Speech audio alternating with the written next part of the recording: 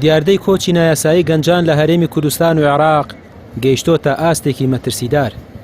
ململانە سیاسیەکانی نێوان پارتی و یەکێتی نەبوونی دادپەروەری و جیاوازیە چینایەتیەکان بێ ئومێدیەکی قوڵیان لای گەنجان دروست کردووە. نەبوونی هەلی کار و دانەمەزراندنی دەرچوانیش وای کردووە گەنجان چیتر ئایندەی خۆیان لە نیشتیماندا نەبینەوە. بە بڕوای من دوو هۆکار سەرەکین لە کۆچی گەنجان بە تایبەتی لە وڵاتی خۆمانە. یەکەمیان هۆکاری داراییە بژێوی ژیان، دووەمیان هۆکاری نەبوونی متمانەیە.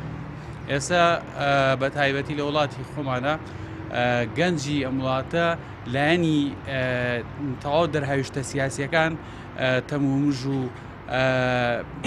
هۆکارە گرژی و ئاڵۆزیە سیاسیەکان وای کردووە گەنج بڕوای نەماوە بە داهاتووی خۆی.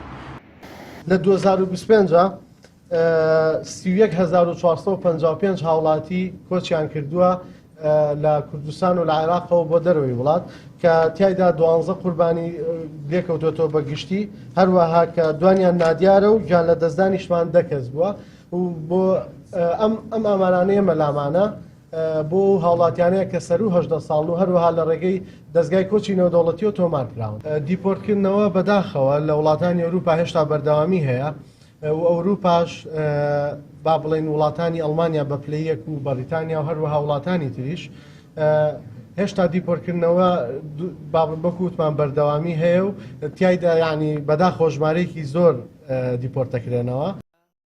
گەنجان بۆ دەستکەوتنی ژانێکی شایستە ڕێگەی مرگ هەڵدەبژێرن تا گۆڕانکاری ڕیشەیی لە سیستەمی سیاسی و ئابووریشدا نەکرێت و دادپەروەری کۆمەڵاتی بەدینەیەت. ئەم کۆچە بەردەوام دەبێت، نیشتیمانیش لە وزە و توانەکانیان خاڵی دەبێتەوە و دەسەڵاتدارانیش لەم نێوانەدا تەنها ڕۆڵی تەمەشاکر دەبینن. ڕامیار عوسمان، کەناڵی پێام، سلێمانی.